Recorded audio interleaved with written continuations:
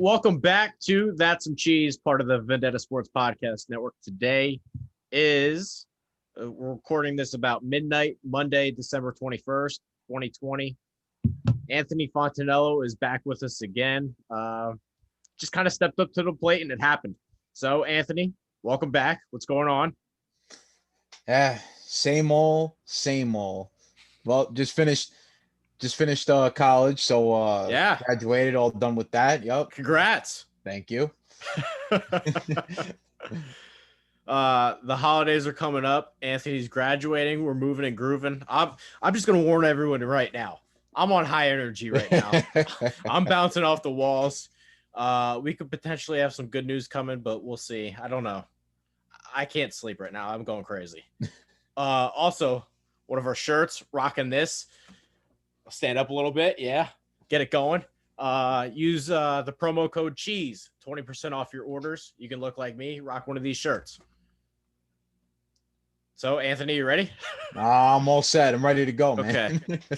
Now, I'm going to repeat this because I don't quite understand why our own people don't watch this show, because I've said this many, many times, and I'm going to repeat myself. This show isn't just me talking about sports. This is an inside look on how I do things with the company, how people stand in the company. So I don't quite understand why our own people, maybe don't watch the show. And I'm going to say this on the show because I haven't said it publicly to really anyone else. Right now, we're doing end of the year reviews, right? And Anthony, you did yours. Right. Some people I had to, go out of my way and sort of chase down and, kind of get them to do the review. And most of those people, a good 99% of those people, are the ones that I believe are talented. Ones that I'm willing to, I shouldn't have to go out of my way to talk to you, to take time out of my day, but I'm going to because I either like that person or believe in that person. Some of the people I did not chase down. And here's what's going to happen. Here's what's going to happen. The people that did not do end of the year reviews will be fired. There's going to be a lot of people that get fired, and they're not going to know why. And I'm saying it right now. So all the people that are watching this show, and maybe you say, it's not that big of a deal. It's a fucking big deal. If you don't have respect or time for this company, I do not have respect for you. That's a little bit of a long tangent. But my point here is JuJu Smith-Schuster. Who the fuck do you think you are to do dances and TikToks in the middle of a field pregame? You are not Randy Moss. You are not Joe Horn. You are not Chad Johnson. You are not Antonio Brown. You are not Terrell Owens. I will go out of my way to deal with that shit. I will go out of my way to deal with someone that I believe is, a Terrell Owens talent. Because those people are not treated equally. JuJu Smith-Schuster, the people that I don't believe that are that talented, I don't go out of my way for you. Those people will be let go. And I wrote this post today. JuJu Smith-Schuster, who do you think you are? If I'm Kevin Colbert, I will not be re-signing you in the offseason. I do not have time for you. So long-winded, sort of response, but go ahead. So JuJu's got to stop this crap. Take it from a Giants fan who dealt with this with Odell. See, Odell was that talented and still did the antics, and we just couldn't stand it anymore. We couldn't stand that crap. It just got way too old and it became way too big of a distraction. I don't think JuJu is as much of a headache as Odell is, but when you're doing your TikTok dances on every team's logo week after week, and then you go out there and start getting the shit kicked out of you, you look like an idiot.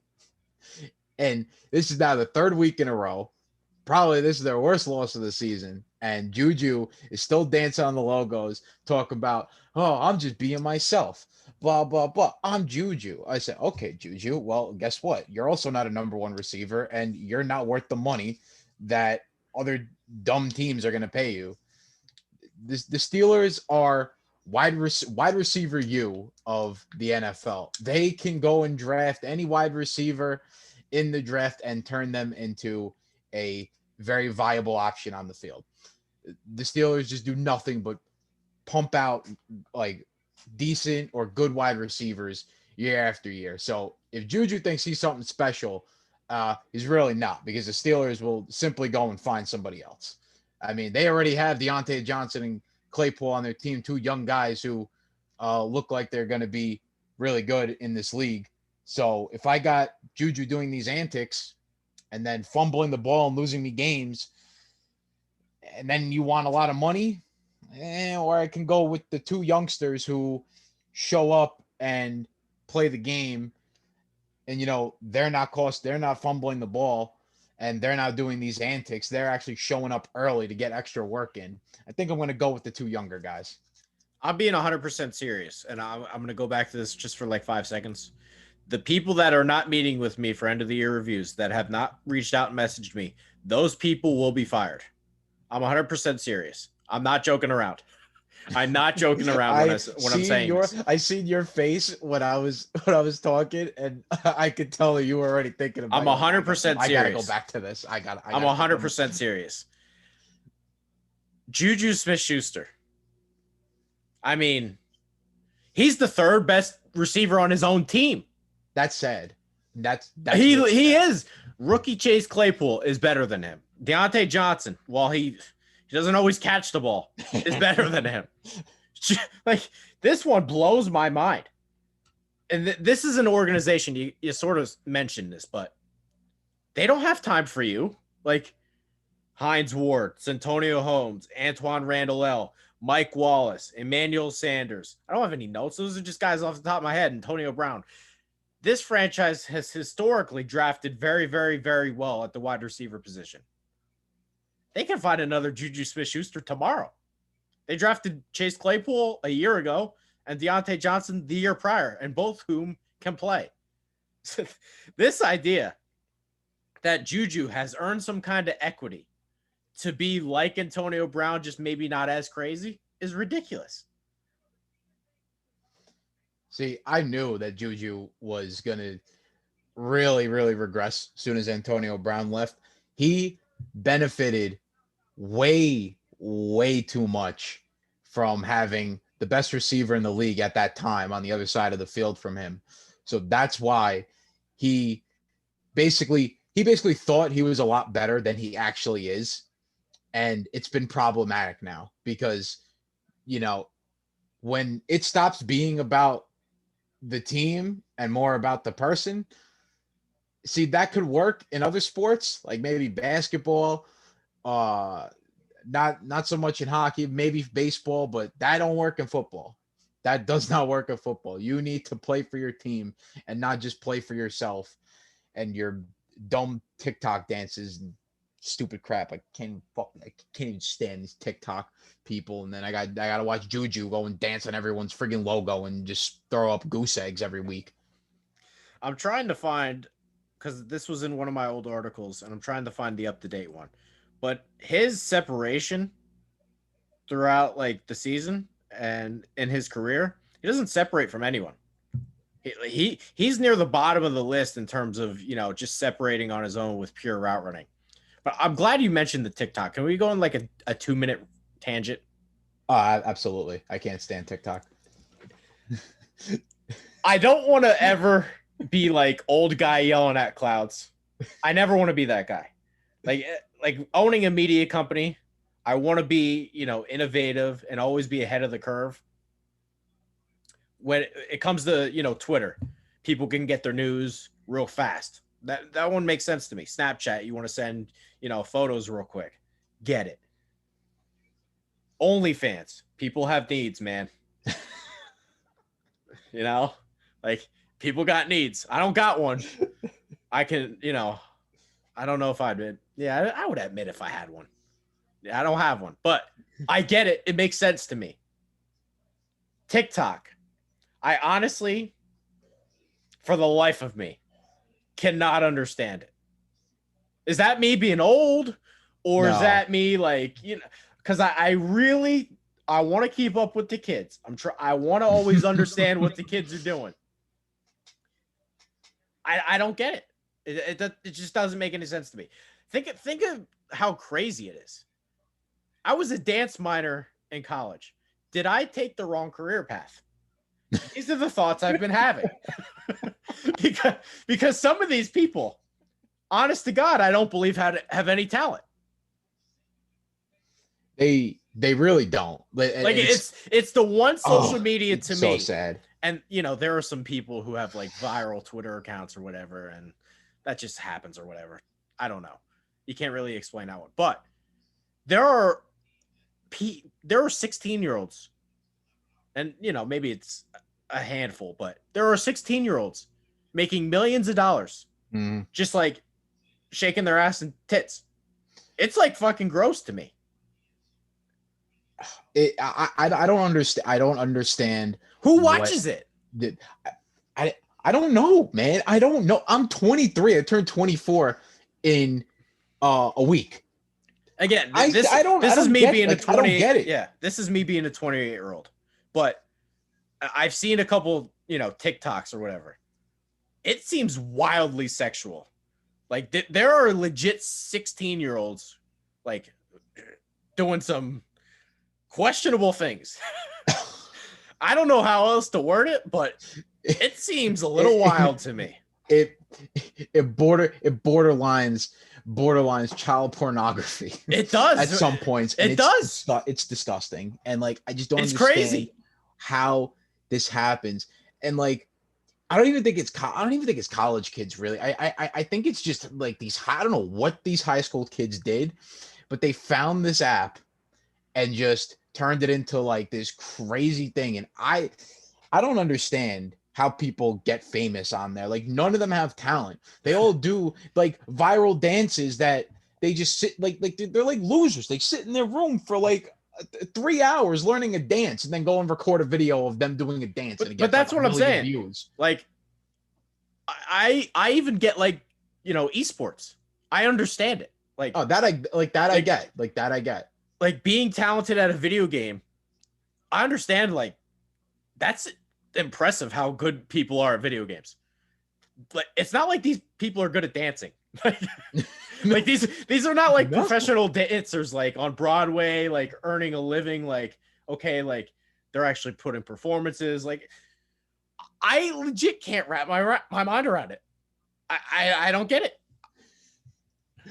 Like, I don't want to like you said, I don't want to seem like an old guy yelling at the clouds here, but like I don't. It just doesn't make sense. Like I get most things on social media. Like I understand like viral videos on Twitter blowing up and like then from that people like turn into like some creator, or even like YouTube accounts where people are like pushing out like they do like funny skits or some shit like that. I can understand. This I don't get it. Like none of these people, they're not funny. They're not entertaining. Like, I don't understand why people even watch this stuff. Anyway, Anthony Fontanello joining the show. Make sure to follow him, ant_font. Grab a shirt. It's the holidays, Help us out. Patreon. Go to Patreon. Donate to us. We do great work. What else do I have to add? Subscribe on YouTube. Do all that. We're going to take a quick break with one of our sponsors, and we will be right back. Hey, you. Yeah, you. In case you hadn't heard, your favorite Renegade Sports Media Group has its own Patreon. Go to patreon.com/Vendetta Sports Media to support our efforts to continuously bring you sports, gaming, and other media coverage as only we can. We've got 4 different membership tiers. For $3 a month, we'll give you a simple thank you on our Patreon site. For $6 a month, you get a thank you and you get to become a recruit in Jackson Law's Vendetta University Gaming Series. For $10 a month, you get everything from the previous tiers, a special thank you at the end of our videos, free access to our upcoming Discord chat, and a free koozie after 4 months. And then the big dog, $50 a month, gets you everything from the previous tiers, as well as opportunities for Fantasy League invites, stream gaming, possible invites to mock NFL and NBA draft sessions, a once-a-month Google Hangout, and after 4 months, a free t-shirt. Yeah! Go to patreon.com/Vendetta Sports Media and help us to improve our pledge to bring you the best sports, gaming, and other media coverage. All right, we're back, and this is sort of a similar topic. Diva wide receiver that, and I've said this in the past, because to me, I never got the Odell hype. I've always thought that Mike Evans was better coming out of the draft. Then Odell took this meteoric rise where he was putting up these crazy numbers, and was like, maybe I kind of whiffed here. But as I stand here now, I do believe Mike Evans is better. But not only do I believe Mike Evans is better, Odell Beckham is a full-blown cancer. Full-blown cancer. I kind of want to use this analogy because with cancers, to me, it doesn't have anything to do with talent. Russell Westbrook is an athletic freak. There's not many guys that have, his sort of athleticism. That doesn't make him a good basketball player. Odell Beckham Jr. Now, the Giants kind of messed up trading him after they signed him to the extension. They would have gotten a lot more for him. But even with that, they're still winning the trade. They're better without Odell. The Browns, Baker Mayfield, this year, this is a stat for you.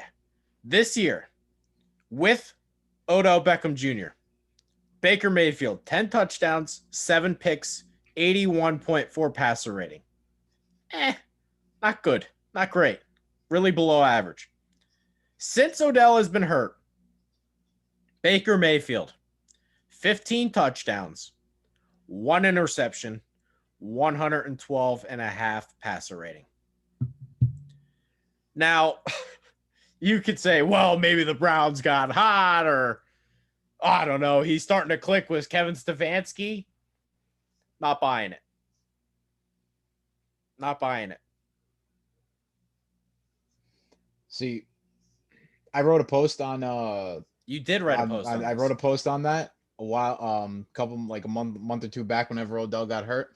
And listen, I feel like we've seen enough of Baker Mayfield to know that this has actually been a blessing in disguise for him. See, 100%. the problem with him was, I feel, for why those numbers are the way they are, is because Baker Mayfield was too enamored with, I got to get Odell the ball. I got to get Odell the ball, or else he's going to yell at me and he's going to go kick. He's going to go propose to kicking nets and stuff. I got to get him the ball. And that led to so many bad mistakes by him.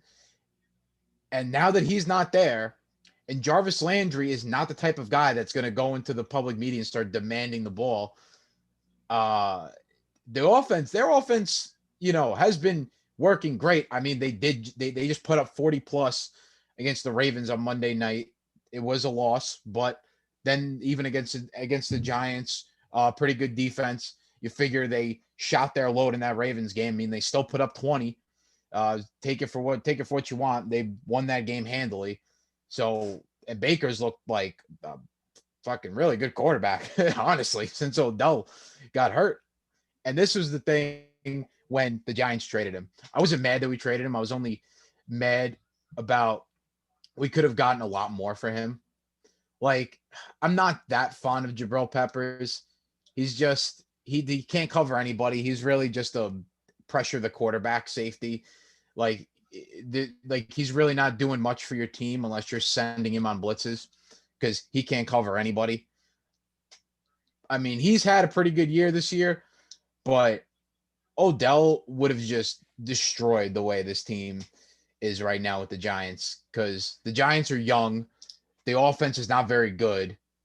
Daniel Jones isn't very good at, finding his receivers. So Odell would have had an absolute fit trying to play with Daniel Jones. And I'll tell you this right now.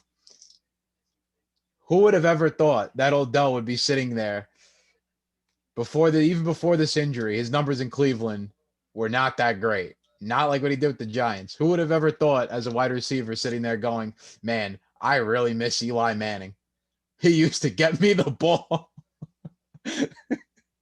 Who would have ever thought a wide receiver would be sitting there saying that? But I tell you, I know Odell's saying that right now. I've been on this one for a while, and I think the last 3 years I've had Odell in my column. I write it every year. Don't eat the cheese, wide receiver fantasy bust of the year. And my line is the exact same for Odell. I would rather set myself on fire than draft Odell in fantasy. And pretty much every single year, he sort of hasn't lived up to the hype since his rookie year. His numbers have really, really plummeted since his rookie year. It's not like he's putting up these historic numbers anymore either. No, that's been all gone ever since he left the Giants. And I don't know if that was just because of the Giants system at that time, which was don't run the ball and just air it out like every single game. Like I think the Giants ran for less than 10 attempts a game when he was there. And also they were down a lot in a lot of those games. So Odell was seeing a lot of targets and a lot of catches, yards, touchdowns. I mean, he was having great seasons, but they weren't winning. And then when you're not winning and you add the kicking net, the dog piss pose on the goalpost or whatever you want to call that, all his crazy, ridiculous antics, fighting with Josh Norman and costing us a game when Josh Norman was on the Washington football team, or they were the Redskins at the time. It just got way too much for the Giants to handle. Like his stats and numbers were good, but the wins never translated. And you know, I can't take those types of antics if you're not winning games. If you win games, please, by all means, say or do whatever the hell you want to do, as long as you win. I want to go to Baker Mayfield a little bit because you sort of brought him up. But one of the things that I can't stand about the media is this idea that, oh, well, Baker Mayfield's playing really well, so he magically got better overnight. But a year ago, he was the worst quarterback in football. And my thing has always been, no, he's a third or fourth round talent. And depending on the things that you put around him, he can either go up or go down. That's the way I believe people should look at things. A perfect example, and I don't think he'll mind me saying this, is our guy Jackson Law. Again, I don't know why people don't listen to this show because I give a lot of fucking inside shit for what happens. Previously, I worked with Jackson at another place a long, long time ago. Jackson was just hanging around and kind of a nobody and really an afterthought, and nobody really put time into him. Now, when I can get my hands on him, Jackson's a superstar. Jackson's like our best guy. Jackson's an all-world killer. Baker Mayfield didn't just magically, oi, the Browns are really good. It must be Baker. No, not really. This offensive line's loaded. You can go just look at their offseason. They had Jack Conklin, great right tackle. They had Jedrick Wills in the draft, good left tackle. They trade for Wyatt Teller, who they kind of had worked into the way mid-season last year, but now he's starting. Joe Bitonio's always been really good. Their offensive line's loaded. Now they get a full season of Kareem Hunt, and not only do they have a full season of Kareem Hunt, but Nick Chubb's their starting running back. Nobody has that. There's not a team in the league that has a running back duo like that. The Cleveland Browns, they draft Harrison Bryant this year in the draft, and nobody really paid attention to it, but he was the nation's top tight end. He won the college football award for the nation's top tight end. David Njoku's the third stringer. He's a first-round pick out of Miami. Nobody has that. Everybody's tight end is Robert Tonyan. And he's one of the good ones. Robert Tonyan's one of the good ones. Nobody has David Njoku as the third string tight end. Nobody. Cleveland's loaded. They have guys everywhere. Nobody has a pass rusher like Myles Garrett. They're loaded. They got guys everywhere. Baker Mayfield didn't just get magically better. Cleveland's not a Baker Mayfield story. It turns out they're loaded, and they have a head coach that's not Freddie Kitchens. Yeah, they're pretty good, as I said they would be in week 1.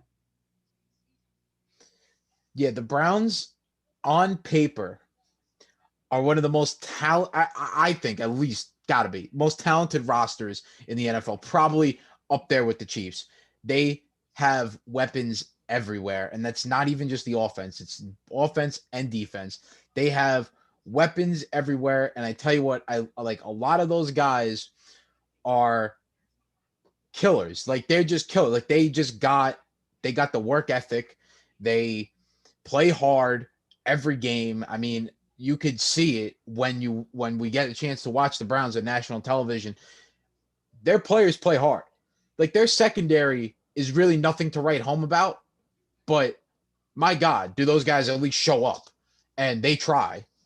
And it doesn't even matter because you don't even have to have that good of a secondary when you got a pass rush like they do with Myles Garrett, Olivier Vernon, Sheldon Richardson. They got good players, and now you're seeing what happens to quarterbacks when you have people around them. Quarterback is not going to win you games in the NFL by himself. You need to put pieces around him. Like, not every quarterback in this league is Aaron Rodgers. Not every quarterback is Pat Mahomes. You need weapons. And when your team is good like they are, you can make a guy like Baker Mayfield look like an all-pro player. Well, you bring up Aaron Rodgers. Aaron Rodgers is arguably maybe the most talented quarterback of our lifetimes. I don't know if that's, I mean, yeah, it's high praise, but I don't know if it's really a stretch. He's got 1 Super Bowl, and there was a lot of years he didn't really play well. Yeah, I mean, a year ago, even coming into this year, we did plenty of fantasy shows where it was like, he's kind of done. We said that about Aaron Rodgers. Did we not? Aaron Rodgers got to be one of the biggest steals of drafts. He was probably, I don't know what he went in the auction league. It had to have been low. I can't see anybody overbidding for him. Yeah, not that high, I don't think.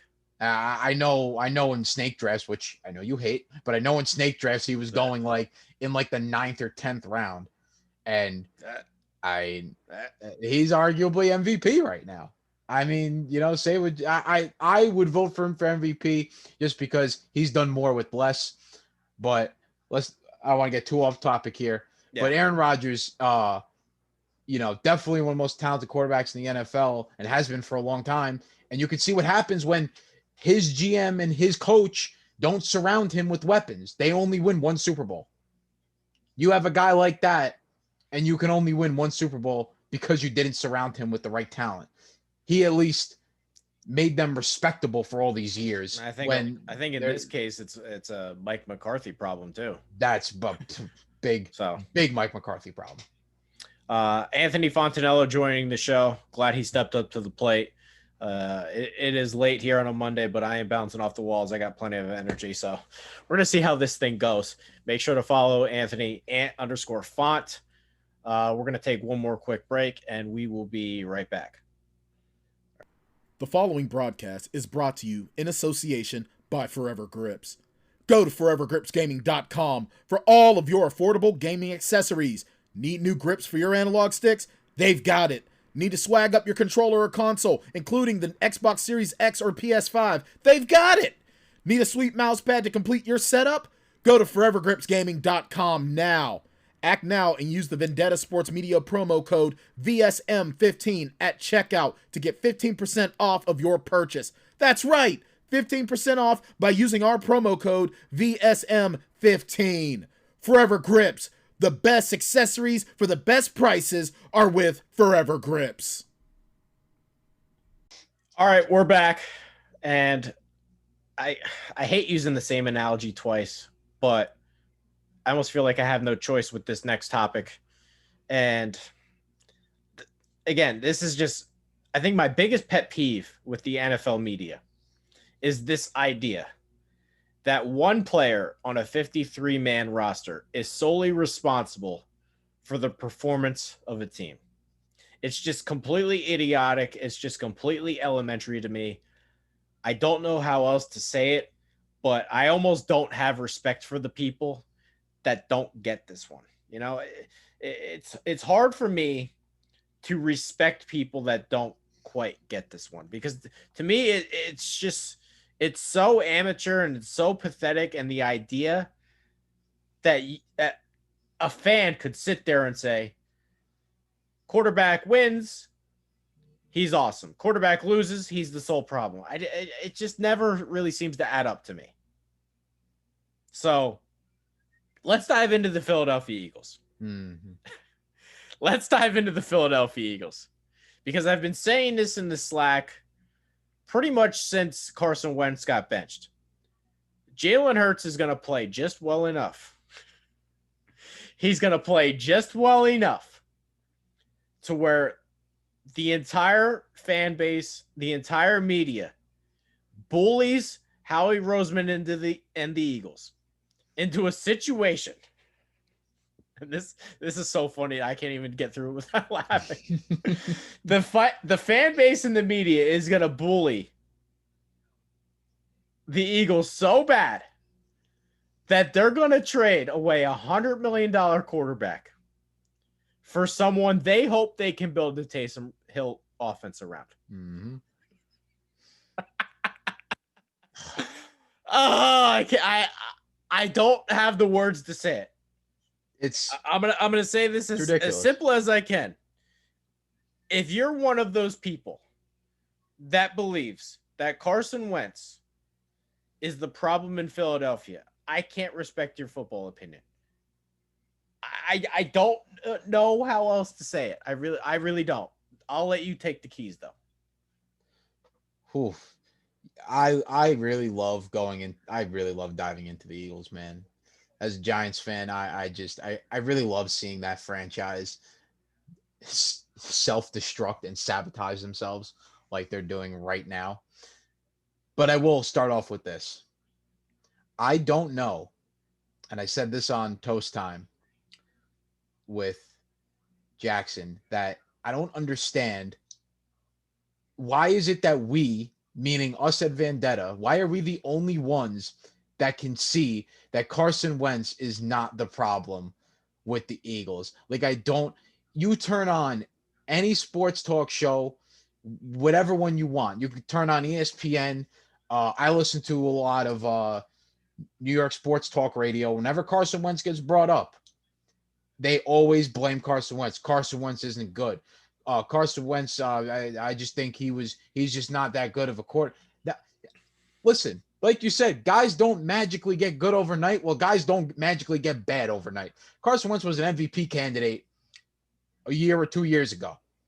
The man was dominating. He had a 13-3 season, got hurt, and then, the backup Nick Foles won the Super Bowl. Like, great, whatever. But you don't magically just get bad overnight. Like, this team is horrible. That offense is disgusting. They have no receivers. Their offensive line is in complete shambles. They can't run the ball. Miles Sanders has had a terrible year. I mean, he's been hurt too, and he hasn't had that great of a year. They have virtually no running attack. What do you want Carson Wentz to do? What do you want him to do? Be God? I mean, did Carson Wentz just forget his magic wand at home today? Because it seems like that's what Philadelphia wants from him. It's just to work with nothing. I mean, the guy's surrounded by Travis Fulgham, J.J. Arcega-Whiteside, who I don't even think plays. I mean, he got a broken Dallas Goedert and a broken Zach Ertz. Who on that offense is helping out Carson Wentz? Literally nobody. And I don't understand why we are the only ones that see it. He's not the problem, that he's really good. Like, listen, if the Eagles want to trade Carson Wentz, I would gladly take Carson Wentz on the Giants. 110%. I will take him in a heartbeat. It's just crazy to me. I dropped something else in the Slack this morning too. It was from the Ryan Russillo podcast, and I can sum it up shortly, but it was one of those nerd writers in the NFL who doesn't know anything, Kevin Clark, and he's like, I can't believe anybody would want Carson Wentz. Is like, you're going to have to trade him to teams that don't have internet. And he was surprised at how many personnel and, quarterback people still love Carson Wentz. Is like, well, yeah, if you have a television and you can see talent and you know how someone is able to throw a football and bend their knees, then yeah, it's not hard to see. One of the things that I think is being not talked about here is the fact that these people are human. Like, Carson Wentz is not a robot. Let's think about this for a second. And I want to bring this up again, but one of the reasons why I had these end of the year reviews, part of my job is to mentor these people and to have them become rock star sports analysts. Otherwise, why would you want to work for me? I'm here to help you as much as you're here to help this company grow. Otherwise, why work for me? Let's think about the Eagles for a second. His fan base hates him. He goes to work every single day knowing that a majority of his fan base hates him. He's in a city where historically the backup quarterback is the hot new thing. Every day he drives to the stadium, there's a statue of Nick Foles outside the stadium. So disrespectful. So disrespectful. His general manager drafts Jalen Hurts in the second round. That's like four things that every single day he's thinking about. Every single day he's thinking about. His head coach has scrapped the entire playbook, and he's going to turn this into a gimmick offense that fits Jalen Hurts. His general manager has not built an offensive line. In the last 5 years, he's drafted 2 guys in the first 3 rounds. 2.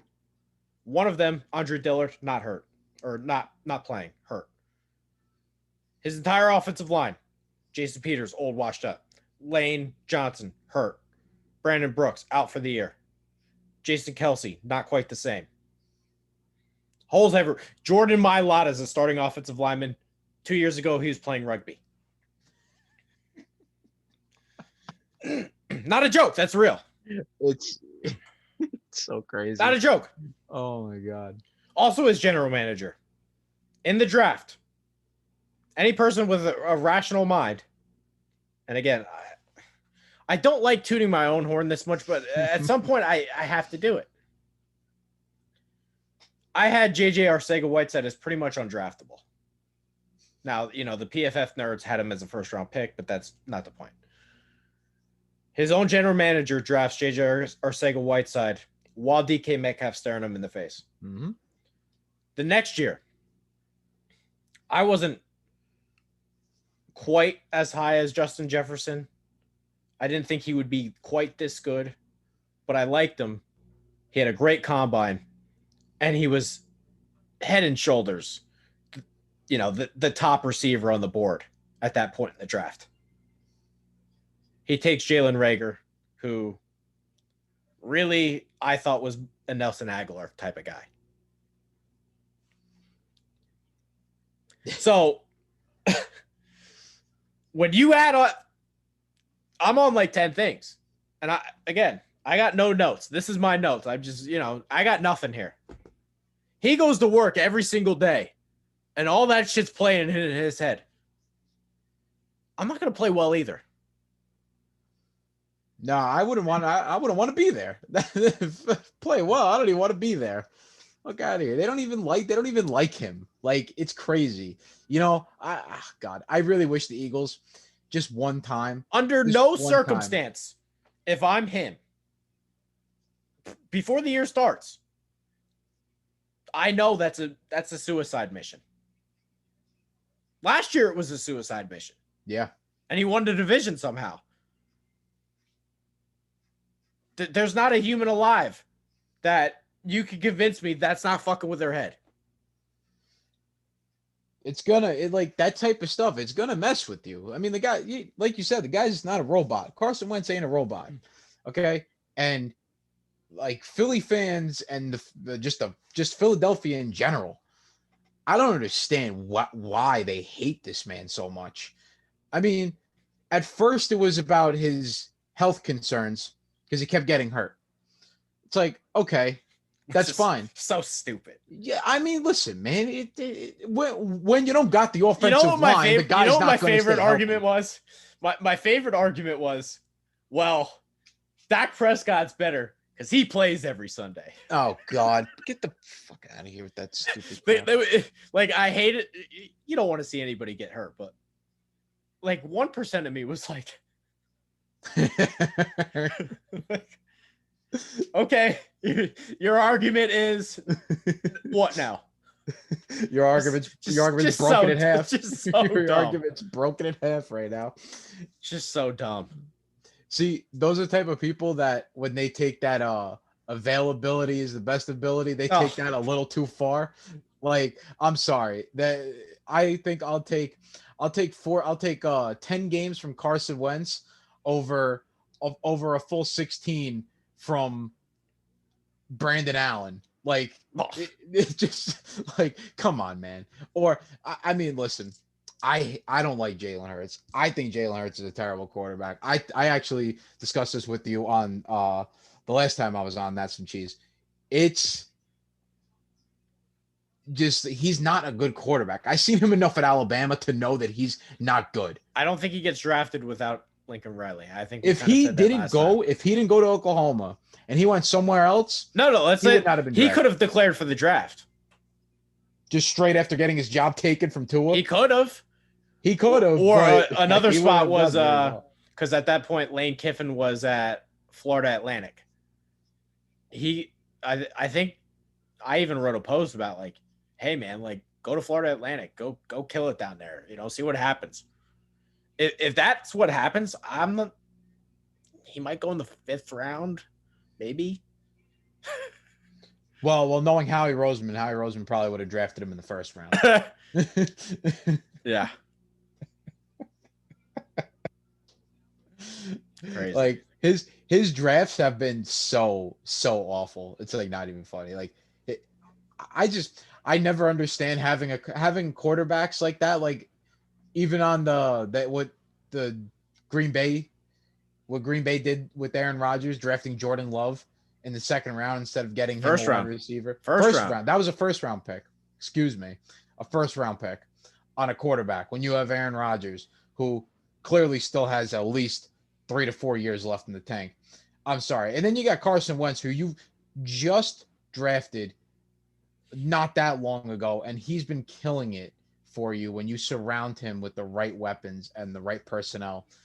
And you go and take Jalen Hurts. I mean, come on, man. Like, that's just terrible. Like, it's not like the Cardinals thing where they had Josh Rosen and then jumped that ship and took Kyler Murray. Like, it's nowhere close to that because Carson Wentz is worlds better than Jalen Hurts. And I just can't wait for this to blow up in their face because it will. And they're going to all be clamoring for Carson Wentz back, and Carson Wentz is going to be onto greener pastures. Yeah. I sort of lost my train of thought, but I'll ramble and I'll find it again. But we're having a different conversation today if Patrick Mahomes is drafted by the Jets.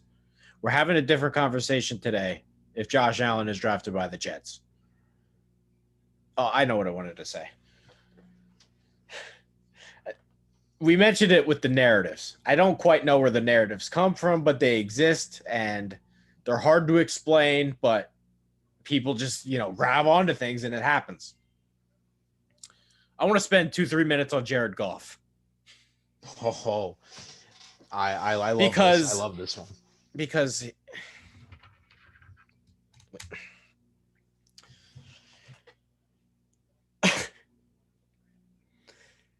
there has never been a quarterback in the history of the NFL, at least I believe this, that has gotten away with more murders ever than Jared Goff. This man just went out there. You don't lose to the Jets because, wow, I played my ass off, but my team didn't get it done. That's not possible with the Jets. You lose to the Jets because you suck. Jared Goff goes out there, lays a complete egg. I mean, lays a complete egg. The Jets scored 23 points and really didn't get much offensively going.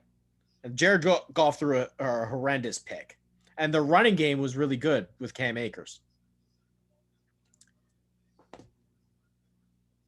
This guy goes out there and loses to the Jets. Nobody cares. The entire conversation is, wow, the Jets missed on Darnold. Well, not Darnold. I'm all the Jets missed out on Trevor Lawrence. What are they gonna do? What are they gonna do? Worst win of the year, Jets. Jets, how could you do this? How about Rams? Like, your quarterback's not a problem? Nobody cares. Nobody cares. Explain it to me. It's truly amazing. I literally have not heard a single thing bad about Jared Goff from anybody. Like, no one is talking about how Jared Goff just lost to the previously 0-13 Jets. Like, you don't need to show up 100% to win that game. You could show up at 75% and win that game if you're a decent quarterback. But the problem is Jared Goff is far from a decent quarterback. He's god awful. Nobody talks about him. You know what really bothers me is how nobody talks about him. They always want to talk about Sean McVay and his innovative offense, and like he's such an offensive mind. Well, why has no one brought up the case of, well, maybe this offense would be better if they had, someone else besides Jared Goff? Like, imagine this offense with Kyler Murray. I mean, I don't understand how they hang on to this guy. And even until, what was it, last week or 2 weeks ago, Sean McVay never called out Jared Goff in the media, except for like 2 weeks ago. He said, oh, Jared Goff's got to clean up those mistakes or something like that. And that was the worst he's ever said about him. I mean, I don't know. Does Jared Goff have some sort of blackmail on like every media outlet in the country? Because nobody wants to go near that guy. It's like they're scared if they say something bad about him. Yeah. Every single year I try to do for, my draft stuff, a sort of best and worst case scenario, because again, we kind of said this, but your landing spot means a lot. If you get drafted by, a good coach, a good team, you're going to play better than if you don't get drafted by someone good. My best case, worst case for Jared Goff was, if he really gets into a good situation and they really take care of him and they really squeeze every ounce of talent he's got, maybe he can be, 90% Matt Ryan. And I think that's kind of what he is right now with Sean McVay. He has good Sundays. There are weeks that he looks really good, and if the game plan's working and the bootlegs are going, because every single year they're like number one in play action percentage. They're off the charts in play action percentage. That's kind of what he's been. Not quite Matt Ryan, but he's in that range. When he had Jeff Fisher, my worst case for him was Kyle Bowler. Do you remember Kyle Bowler? Yeah. That's a throwback. Kyle Bowler was a Pac-12 quarterback who really had no defining trait. He wasn't accurate. He kind of actually had a decent arm, but he was a mess. Just an all-around mess. Couldn't read coverages, had no fucking clue what he was doing. He really needed help. Kyle Bowler goes to Baltimore, and they don't really are known for having a great offensive scheme in the tubes. What the comparison to me was, both of them had like really, really bad games against Utah, who are historically have pretty good defenses in the Pac-12. But Jeff Fisher, if that guy keeps his job, and I hate piling up on rookie quarterbacks because I think all these guys need time, but he's like out of the league. Jeff Fisher keeps his job another 2 years. There's no chance he's the starting quarterback right now. None. No, I don't think so at all. And listen, Jared Goff has benefited a lot from the fact that Sean McVay is a good coach and that he's got Aaron Donald on the defense. And it's almost like it's not like the quarterback. It's like they don't even care about the quarterback on that team. It's like it's the Aaron Donald and Jalen Ramsey show, and everyone else just do your job. And like, if the Rams perform bad, Jalen Ramsey and Aaron Donald are going to get the criticism, not the quarterback. I have never seen something like that on any other team, especially in the NFL today, where all the media does is blame quarterbacks for losses that aren't their fault and then praises them for wins that weren't because of them. I don't know, man, but Jared Goff has got he's been skating by, and I don't know. I feel like the veil's got to come off sooner or later, right? Or are we going to be the only? Or are we going to be the only ones that criticize him? We're going to be the only people that criticize him. Here's the other thing: am I warping your mind, or you do actually believe this? No, I actually believe because this. part of me is like, how did I find people that actually agree with me, or have I convinced people to agree with me? No, I've already thought this about Jared Goff. He's been a terrible quarterback for a while now, and I find it crazy that no one talks about him. I mean, every week people want to talk about Daniel Jones, they want to talk about Sam Darnold, they want to talk about Tom Brady, but no one wants to talk about Jared Goff, a team with one of the best defenses in the NFL. You got Robert Woods and Cooper Kupp. You couldn't ask for more at the wide receiver position from two guys that play hard every day, and you lose to the damn New York Jets at home, may I mind you. Jets coming from East Coast to West Coast, and you lose to a winless team. I'm sorry, but like that's just like inexcusable as to why nobody said anything about it. You don't even got an answer for me. I don't even know why. I'm telling you, he's got to have dirt on the media companies or something.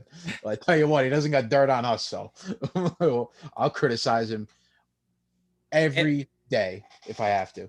Anthony Fontanello joining the show again. Make sure to follow him @_font. We're gonna take one more quick break, have a couple other takeaways, and we'll finish up the show. The following broadcast is brought to you in association by XP Coffee Company.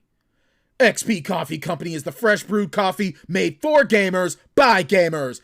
Get amazing flavors like Choco Loco in 8, 12, or 16-ounce bags, or level up and get Illusion, Isolation, Nightmare, or the Majestic Throne blends in light, medium, or dark roast in whole bean, coarse French press, drip, or fine espresso in 12-ounce, 16-ounce, or 2-pound bags. Wow! Shipping worldwide. If you're in the US, go to usa.xpcoffee.co. If you're in Europe or in the UK, go to www.xpcoffee.co. XP Coffee Company, for gamers, by gamers. All right, we're back. We're going to finish up the show here with some college football stuff. The committee announced the top 4 teams. Actually, quick little thing. I have so much energy right now. I'm sure you guys can tell. I'm bouncing off the fucking walls. I'm hoping we're going to have a really, really cool announcement in the next couple of days, but we'll see. I'm going to have some really, really cool posts. One, including me being in the finals for our fantasy football site league. And I'm going to be very relentless. Coming for a lot of people in this one. Yeah, I'm going to be very relentless. So it's going to be exciting. Anyway, college football playoff. Top 4. Alabama, Clemson, Ohio State, Notre Dame. I guess first things first. Do you have any problems with Notre Dame being in the number 4 team? Honestly, I don't really have a problem with them, and I'll say why. Why I don't have a problem with them is because who else were you putting in? You're gonna really convince that Texas A&M is a college football playoff team? No. I mean, come on, really? Cincinnati. I mean, seriously, they play in they play the American Conference. Like, put Notre Dame in. You know, yeah, they got shellacked by Trevor Lawrence and Clemson, but listen, you're lucky enough to beat Clemson one time throughout the year. It's basically impossible to beat Clemson twice in the same season. So I don't have any problem with Notre Dame being in at all. Yeah, to me, Texas A&M just felt like a team that I hate to be like, fifth grader alert, but Kellen Mond just ain't it. Nah, he's really not. He's really Every not. time I watch him is like, he just ain't it. I don't have any other words for him. There's just something about him. It's just like this guy. He just ain't it. Doesn't man. have it. He just doesn't have it. He just, whatever it is, he just don't got it. I actually think the rest of their team's not bad. Texas A&M. I have their running back in fantasy. I can't wait to add him to the add him to the team, but he just ain't it. It's almost, they are kind of similar to Notre Dame, where I think the only difference is Ian Book. He's not great, but he's got something to him. He's got a lot of toughness. Ian Book. I'll give him that. For what he lacks in ability, he makes up for it in just straight toughness. He really is, like, you can kind of see, okay, he's a real collegiate quarterback. He's not great. He's not perfect. I don't even know if he gets drafted, but he can do some things. He's mobile. Yeah. Kellen Mond, I'm like,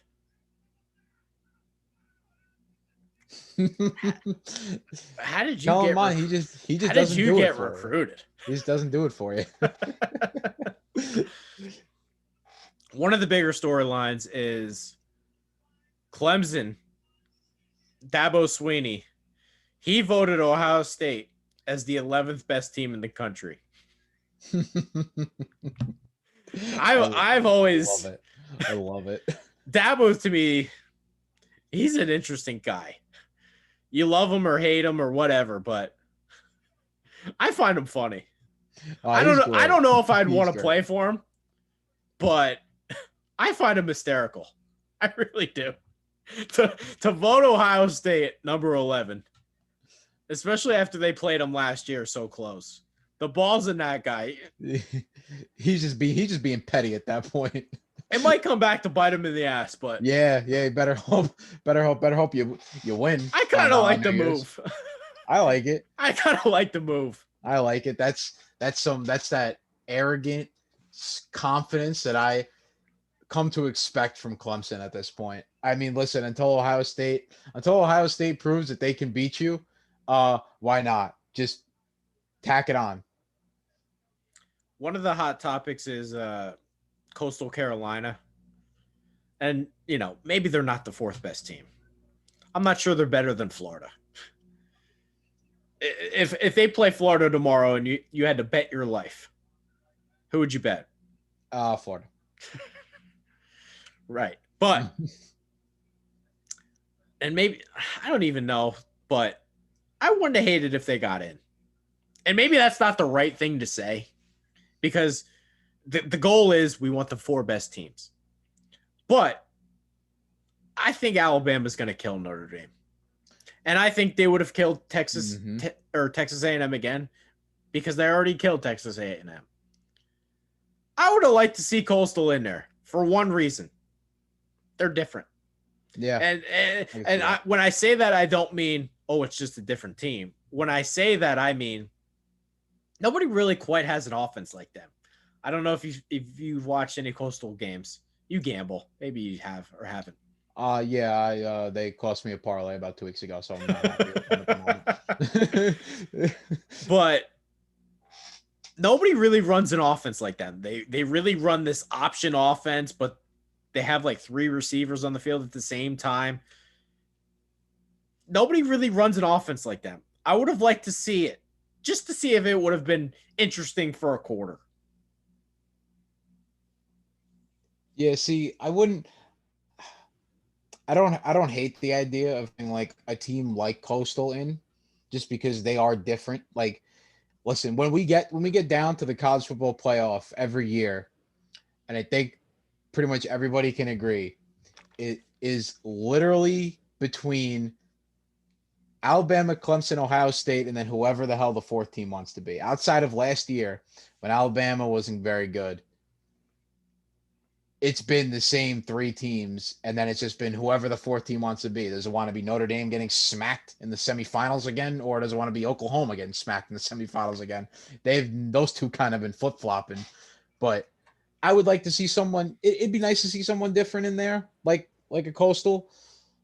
Their offense is very interesting to me because I'm telling you, I cannot stand like those triple option offenses like oh man, what is it? Oh, like the military schools run. Yeah, but that's what I'm saying. They can run that offense, but they can throw too. So that's the thing, is why it'd be interesting. Because those military schools, listen, I don't understand what it is. They're just dead set on that offense, and they are never going to change it. Every game is 6-3.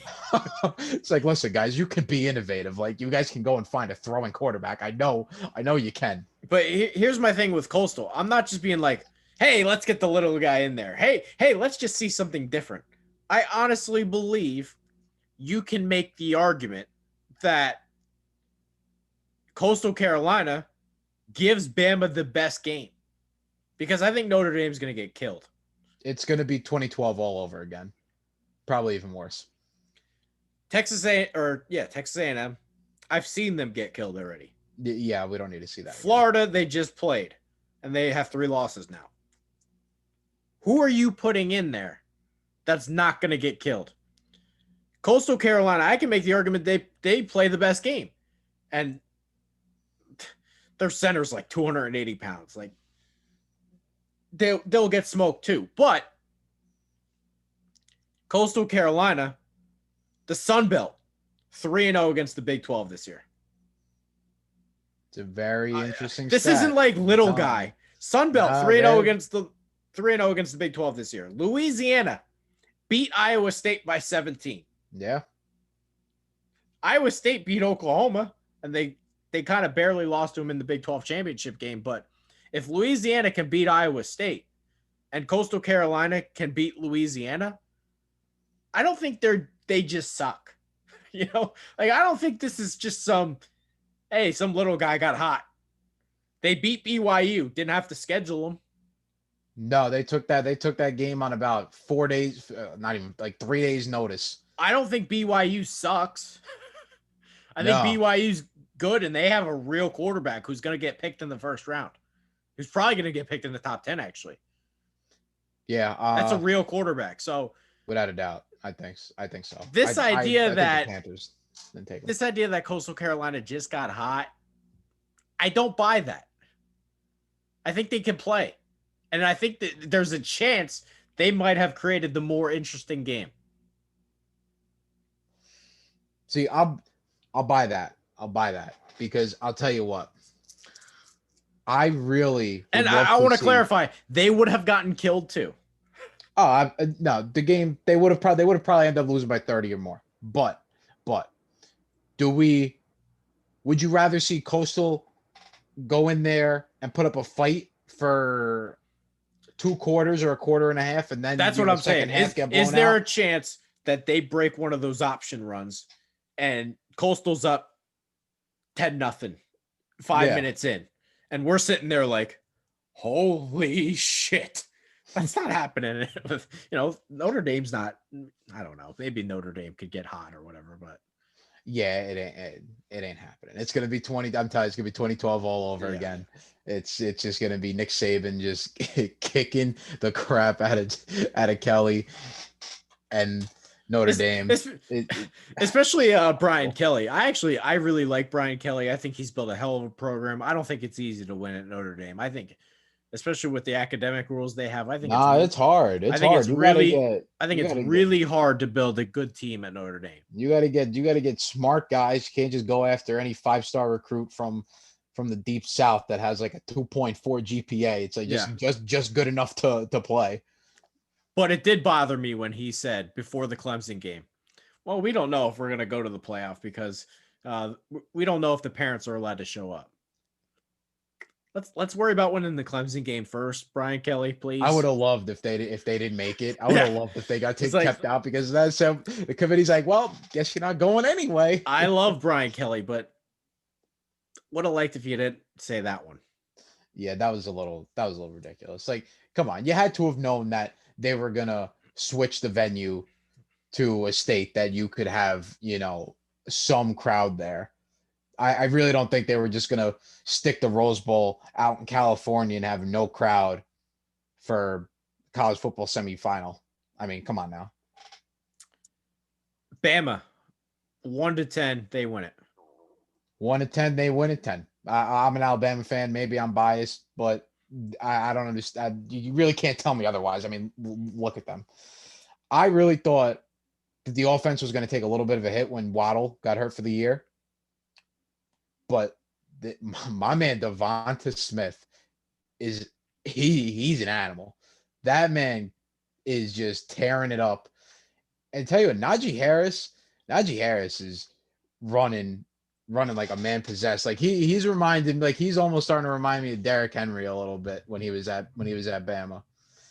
He's not quite as big, but he not quite as big, but he runs with that same type of like I'm going through you power. And he's got a little hurdle to him too. Yeah. And tell you what, Mac Jones, who I really wasn't that fond of last year, really started really growing on me. You know what? Same. I actually don't even know what to do with him at the draft because some of the throws he makes with timing and I'm losing words. I'm starting to lose the buzz. Timing and anticipation. Some of the things that he does with that are off the charts good. Some of it to me is I don't see with Tua, it was, wow, that release is special. Yeah. Wow, he sees things that he shouldn't see. Wow, everything comes out fast. Wow, there's a strike. With Mac Jones, it's okay, he's doing everything on schedule and he's coachable and he's buying in and he's making good throws and he's hitting the open guy, but where's the wow? So I honestly do not quite know what to do with him yet, draft-wise. Is he average Jones 2.0? No, I think he's better than Daniel Jones. Okay. Well, at least there'll be another Jones in the NFL that might have a little more promise than Danny Pennies. I'll give Bama a 7. 7.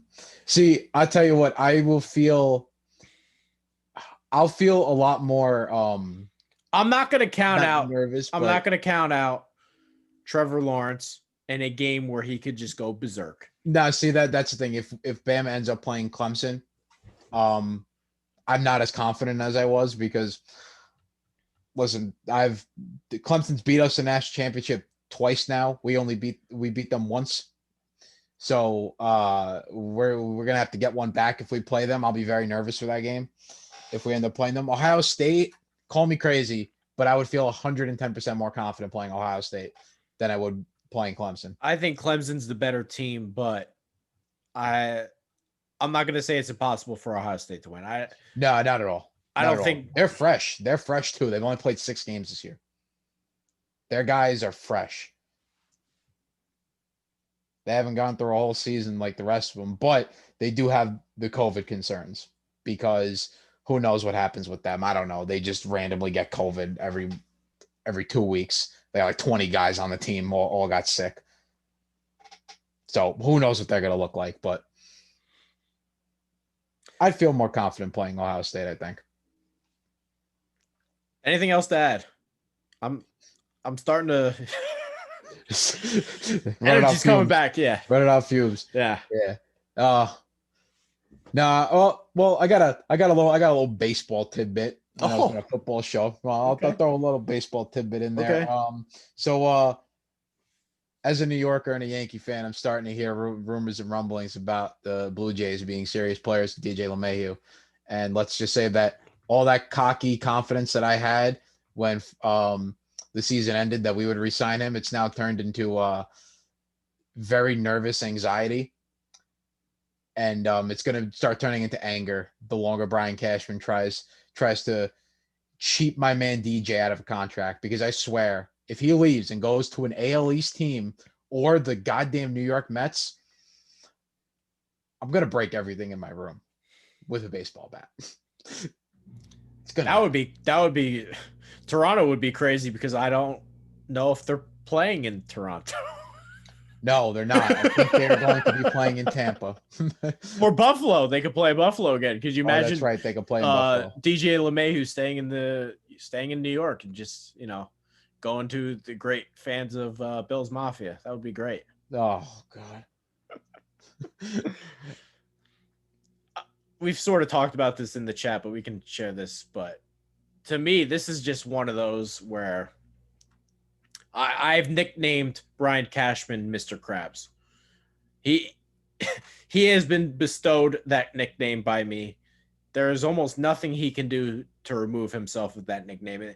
And just every single year, he just continues to prove he's Mr. Krabs. This year was a great example. Trade deadline goes by. He does nothing. And the excuse was, we don't like the asking prices out there. One of the guys that they kind of could have had at the deadline was Lance Lynn. And I know he pitched for the Yankees and he didn't pitch well, but he was having a great year. And he's someone you could have added at the trade deadline, a team that you didn't have. You kind of had pitching issues. Davey Garcia and J.A. Happ, you can't be throwing those guys out in a playoff series. So I think that he's someone you could have used. Cashman's adamant, we don't like the asking price. Lance Lynn gets traded to the White Sox for Dane Dunning. Exactly. You're telling me at the deadline you couldn't have matched Dane Dunning. Yeah, I can't stand Cashman's excuses for why he doesn't trade for guys at the trade deadline. I'm not going to sit there and believe that teams are really going to, in their head, be like, okay, well, we want Gleyber Torres and Clint Frazier and Miguel Andujar. You couldn't you couldn't match Dane Dunning. Exactly. They took Dane Dunning for and this is the craziest part to me. This is going to be a really long ass show. This is the craziest part to me. The Rule 5 draft is held every year. And for those who don't know what the Rule 5 draft is, the Rule 5 draft is designed for players who have been in the minors for a long time, but their club doesn't have 40-man roster space, so they can be plucked by other teams. So those young guys who maybe won't get a chance to play in the big leagues for another 2 years, they can go to a bad team and they get a shot at the big leagues. The Yankees had 3 guys taken in the Rule 5 draft. And a lot of teams are like, now we'll pass. We're not going to take anybody. They had 3 guys picked in the Rule 5 draft. They're overflowed with minor league guys because they don't have the roster space. You can't tell me you can't pull off trades and have too many minor league guys. It doesn't work that way. I've never seen a team that's basically in win now mode where you're maybe 1 or 2 key moves away that prospect hugs the way the Yankees do. I mean, I know we're not the Cubs who had their 100-year drought, but they traded away the farm to get that World Series. And listen, they got it. They needed to end that drought, but we can't be sitting there prospect hugging all these guys. We don't have room for them. Just now I'm clamoring for Clint Frazier to get some playing time. I mean, the guy could be an everyday outfielder on a number of teams in the MLB, but he's been our 4th outfielder for 2 years now. And I got to sit there and look at Brett Garner in friggin' left field with his 200 hitting and 10 home runs a year when I can have Clint Frazier. Clint Frazier, they actually I think the arbitration system, they just made him a Super 2 guy. So the Yankees lost a year of service time anyway, because I think it was because he was called up so many times that they gave him the year or whatever. But the LeMahieu thing, I can't figure it out, because to me, I understand GMs being cheap. I can sympathize with it. It's like, okay, I just spent all this money on Garrett Cole. I spent this money on Giancarlo Stanton, despite the fact that you shouldn't have did it. I understand, hey, the wallets are tight. We're coming off a 60-game season or whatever. This isn't that situation. This is guy wants to be here. Guy wants to take discount. Please sign me. And you want him to take even more of a discount. That's the thing to me. It's mind-boggling. It's crazy. It's crazy. It's almost like if he was like, fuck you guys, I want the full sum, they would be like, okay, we'll come down, and he would sign it or something. It's unbelievable. I think we talked about this in the past, but this isn't Mookie Betts' situation where the Red Sox are dropping $300 million in front of him, and he's saying, nah, I'm not going to sign it. Yeah, no. DJ LeMahieu wants $100 million. 5 years, $100 million for an MVP candidate the past 3 seasons. I wrote this post, but Bo Bichette called DJ LeMahieu the best hitter in baseball, which sounds crazy, but he also finished in the top 5 of the MVP voting 2 years in a row, and he won the batting title last year. Just won the batting title, and his power numbers have really gone up. I think 2019 he hit 26 homers or something, despite hitting 330 or whatever. So, I mean, this idea that you're not willing to go, I don't know, 5 for 100. I can't seem to figure that one out. It's truly amazing. Brian Cashman is just he's cheap with the wrong people. That's the problem. Like he'll go and take that horrible Giancarlo Stanton contract, but then at the same time turn right around and not want to give DJ $100 million. It blows my mind. Anything else on Mr. Krabs or baseball? No, I'm done with Mr. Krabs for now. Just letting everybody know, if DJ LeMahieu signs with the Yankees or goes to another team, you will be hearing from me. So check the updates. Check my Twitter. Oh, it's going to be an interesting, week or two. Yeah. If I win these fantasy leagues, especially after telling people who I'm picking, it's going to be it's going to be something. Again, I hate. There's we can end with this. What's the difference between confidence and arrogance, in your opinion? What's like the definition to you? Confidence is, I would say, knowing that you can do something. Arrogance is knowing that you will do it to the point of you're just blindly believing in yourself.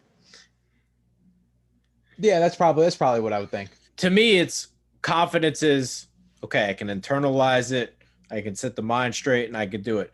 Arrogance to me is the same thing, except I'm willing to tell people about it. Okay. I don't know what the definition is. It just seems like that's how I interpret it. For these guys, it's crazy to me. We have a fantasy football show. And all year, I told the guys who I wanted. I said Dalvin Cook's going to be the number 1 scoring running back. Calvin Ridley, he's going to have a Chris Godwin type year. I'm not drafting anybody on the Tampa Bay Bucks. DK Metcalf is going to go full-blown T.O. He's going to blow up. It's my team. Like, all those guys are on my team. I don't understand. It's it's gotten to the point where it's clinically insane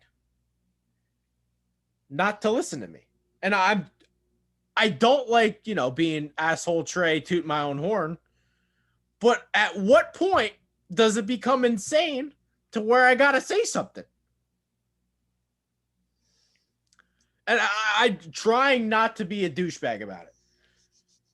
But when you tell people who you're gonna pick, and you're confident about who you're gonna pick, and the guys on the show like, nah, you're wrong. Fuck you. You don't know what you're talking about. You're an idiot. I'm not picking those guys.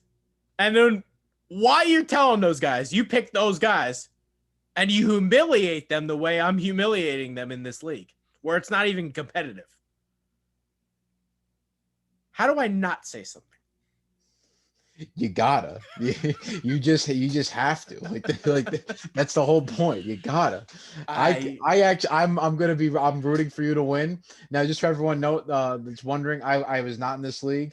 I came here after the league started, but I'm rooting for Trey to win just because I just want to see the post, and I just want to see everybody get ripped because I love that stuff. I don't know how else to say it.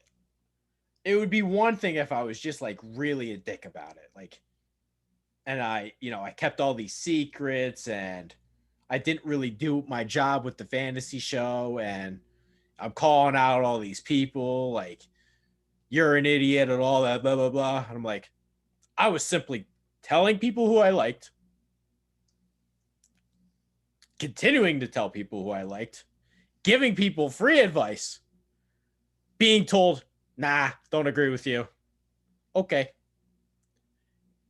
Dominating them on such a ridiculous level. I have the high points by a mile. And then I'm somehow an asshole by simply mentioning the fact that, hey, remember that time when you said Dalvin Cook sucked? Weird. I don't know. Crazy. I don't know how else to say that. Imagine I don't know how else to say it. I just consider myself a very honest person. I suck at laundry. I ain't gonna tell you how to do laundry. Site related stuff. I don't know what I'm doing advertising wise. I don't know what I'm doing social media wise. If you got you got fucking things to say or advice for me, I'm gonna listen to you. When it comes to this stuff and the NFL draft and fantasy football, I don't know why anybody argues with me. That's been my point about it. Why do you argue with me? Why don't you just shut up, listen, and maybe you'll be in a better spot? Instead, I got to have arguments with people, and people got to get upset with me about, well, you don't got to always prove that you're right about things. You don't got to sit there and embarrass people. It's like, yeah, I do, because you didn't listen to me, and you tried to, be the tough guy and say, you're going to be wrong about this, Trey. I can't let those things go. Sometimes a contrarian it doesn't move is sit not well right with move. me. It doesn't sit well with me. Trubisky fans, no, I'm not going to let it go, because when I wrote the article about Trubisky, how he was going to fail, you told me, oh, you're going to eat your words one day. No. Okay. Okay. It just it happens, when you're 99% of the time. I can name the guys I've been wrong about because it doesn't happen. I was wrong about Kamara, mainly because when he transferred from Alabama, I said, he's not good enough to make Alabama. I'm not going to put him on my list. Joey Bosa, didn't think he was that athletic. Charles Rogers, mainly missed on that one because actually he's dead right now. So he kind of flamed out because he had character issues. Those are the ones. I'm such a psycho with this stuff that I sit there all night and I think to myself, what did I do wrong? How do I fix this? How do I never make that mistake again? This is the only thing I think about. So when people question me on things and I'm wrong like once a year, shut up and just listen. Otherwise, I'm going to make an ass out of you. And if you get upset about it, don't question me about it. It's as simple as that. It's as simple as that. In fact, I almost want to boycott doing the fantasy show, because what's the point? If nobody's going to listen, Why would I do it? That's true.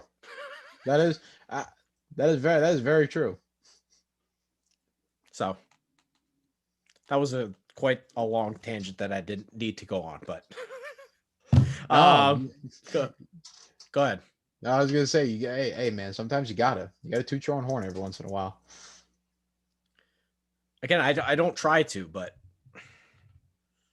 anyway, do you have anything else to add?